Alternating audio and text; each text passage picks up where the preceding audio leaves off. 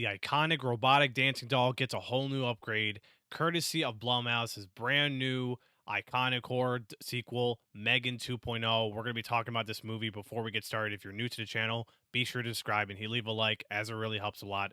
Let's get straight into it. So M3GAN is an iconic robotic franchise from Blumhouse. Like, first film came out 2 years ago in 2023 of January, and it started off something pretty hot and pretty unique and iconic, which spawned its franchise from Blumhouse, making this iconic. You basically had Chucky from Child's Play that spawned its own iconic franchise, and then you have Annabelle from the Conjuring universe as part of that.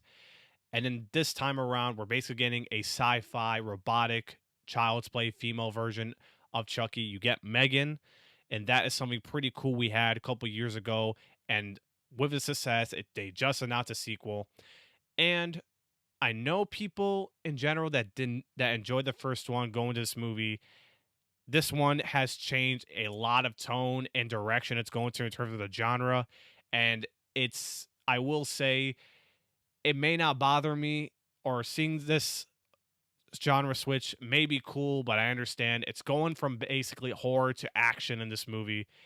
And I really understand a lot to what M3GAN 2.0 is going to be. So I went with this movie with zero expectations. And while this is not perfect, of course, as I've been hearing decent buzz on it, I actually had a good time with M3GAN 2.0. And there's a lot of reasons I can give out a lot of the positives on the upgrade part and the downgrade part of this movie. So basically, it's a mixed upgrade that will leave you guys, for those who are going to this movie or leaving out this movie, mixed, or what you guys feel with M3GAN 2.0 in general. Just to start off with the upgrade of this sequel, M3GAN 2.0 still brings the same campy tone vibes of what the first M3GAN has, with M3GAN just doing M3GAN things, from like the dialogue performance to something cringe and fantastic to watch as you watch the movie from the first one to this one. And some of those parts that M3GAN did in this movie were hilariously enjoyable, that made me smile.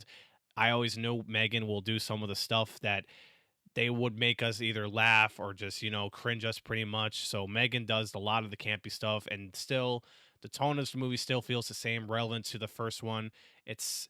Though I will say it's leaning more sci-fi and more AI talks than anything. So this is where the direction of the 2.0 changes completely.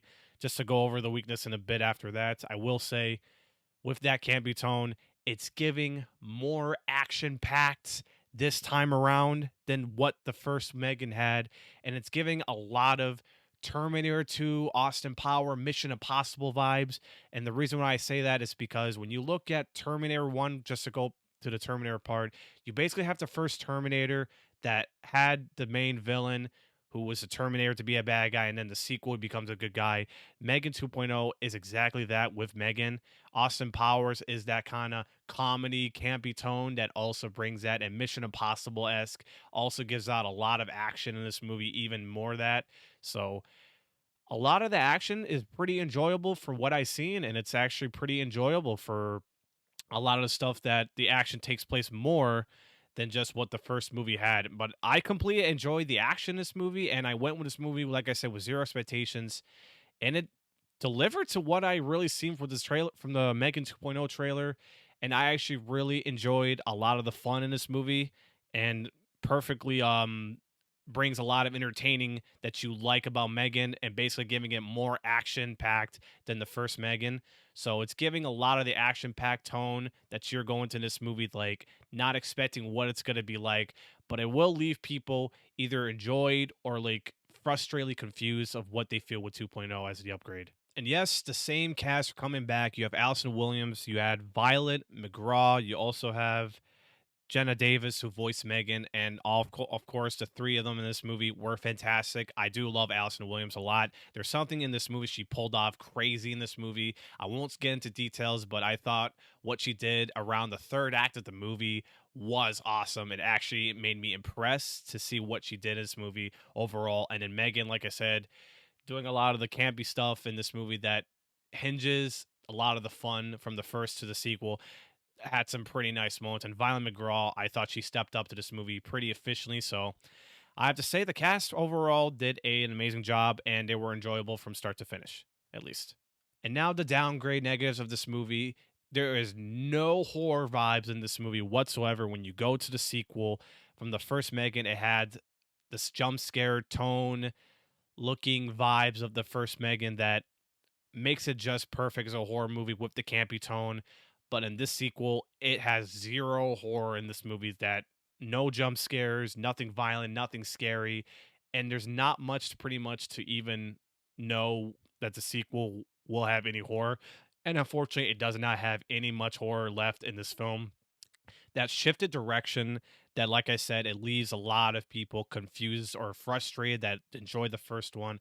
I will agree, shifting this genre did not work with some of the aspect of this, but I feel like if they kept the horror vibes and still kept with the same story, I feel like Megan 2.0 could still thrive. You still have the main antagonist, Amelie, that is the new AI intelligent robot in this film, that I thought if they just give it a little more horror vibes, maybe this could have been a lot better or a lot efficiently keeping the tone with the first Megan had. And it still jogs my question, why is it still PG-13? Just to go over the negative about that is so the PG-13 rating is still in that movie in the sequel. And when you look at the first Megan, I totally understand they're going with this whole wider audiences to get people to involve. But it's not bad if you go to an R-rated aspect, because when you look at Megan 2.0, there were some violent moments in this movie that scratched my head, that some of the editing of the violence could have been R-rated. And I get it. They're just trying to, like I said, make it more broad for audience, more people to see, especially that some kids like doll movies, maybe perhaps they can just go see it. But I will say it should have been rated R. Some of the violence and action in this movie were justified, that it could have been just R rated, in my opinion. And that's one of the big negatives. I have a little issue with this movie, that they're still going this PG-13 rating, and that leaves also question with Blumhouse, where will this franchise go? Especially the genre switching does piss off a lot of people, and it may not completely piss me off in a way, but I am in question where this franchise goes, because all the fame of Megan from the first one basically went down mixed to this sequel, so we don't know where it goes, unfortunately. And those are the big negatives I have with this film, with zero expectations coming out of this movie. And that's all I pretty much got to what I can say about the downgrades. And I don't have any preference to which gets more of the upper hand of the upgrade or the downgrade, but I will say the first Megan movie is possibly my favorite one, only because it gives that originality, campy tone that everyone loves from the first Megan before going to sequel.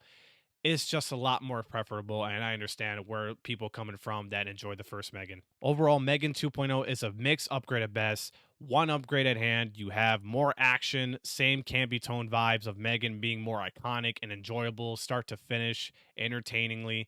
And the other downgrade, less horror, and you get the same kind of PG-13 rating, but overall it's less than its predecessor of the vibes it's give from the last one. And I understand a lot of people and fans that enjoyed the first one will be frustrated, and I just went with, like I said, with zero expectations, and I actually still had a good time. But I understand, but I will say, to agree on some of the aspects, 2.0 here is a very mixed, less predecessor film than what Blumhouse has ever changed its direction, that leaves its question where we'll go next. I'll be giving Megan a 7 out of 10 and 3.5 stars. There's not much to really much talk about Megan 2.0, but like I said, it will leave you guys in question how you feel with 2.0. If you're going with zero expectations, I'd say have a good time with it. But if you are going with more expectations, I mean, hey, I will say you're probably not going to love this way more. But that's up to you guys. But if anyone's seen Megan 2.0, share your thoughts down below in the comment section. I'd love to hear your thoughts. And if you like the review, be sure to subscribe to the channel and leave a like, as it helps a lot. Most importantly, I want you to last. One of you guys stay safe, stay positive. Thanks for your video, guys. God bless. Peace.